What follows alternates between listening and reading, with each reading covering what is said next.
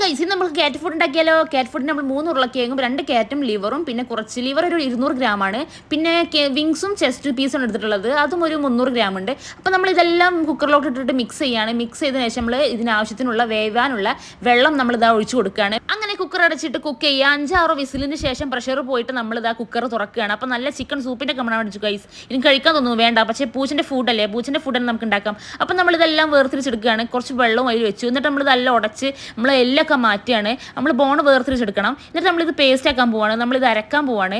അപ്പോഴാണ് നമ്മളുടെ കാറ്റ് ഫുഡ് തയ്യാറാവുക. നമ്മൾ എല്ലൊക്കെ മാറ്റി വെച്ചു. വേണ്ട അരവിനുള്ള വേണ്ട വെള്ളം, പേസ്റ്റ് ആക്കാനുള്ള വെള്ളം ഒഴിച്ചു. പിന്നെ നമ്മളിതാ കാറ്റ് ഫുഡ് തയ്യാർ. നമ്മളിതൊരു ബോട്ടിലോട്ട് മാറ്റിയാണ്. ഇതിൽ നിന്ന് ഇങ്ങനെ എടുത്ത് കൊടുക്കും നമ്മൾ പൂച്ചയ്ക്ക്. നമ്മൾ പൂച്ച ഇവിടെ കാറ്റ് ഫുഡ് എവിടെയായിരുന്നു വെയിറ്റ് ചെയ്തുകൊണ്ടിരിക്കുകയാണ്. അങ്ങനെ നമ്മൾ പൂച്ചക്ക് ഫുഡ് കൊടുത്തു. പൂച്ചക്ക് ഭയങ്കര ഇഷ്ടമായി ഗൈസ്, നല്ല കഴിച്ചു. ഇനി പൂച്ചക്ക് ഒരു മയക്കമുണ്ട്. ഇനി എന്നെ നോക്കണ്ട, ഞാനിത് കിടന്നുറങ്ങുന്നു എന്നൊന്നും പറഞ്ഞിട്ട് ഉറങ്ങണേട്ടാ. ഉറങ്ങിക്കോ. അപ്പോൾ നെക്സ്റ്റ് വ്ളോഗിൽ കാണാം.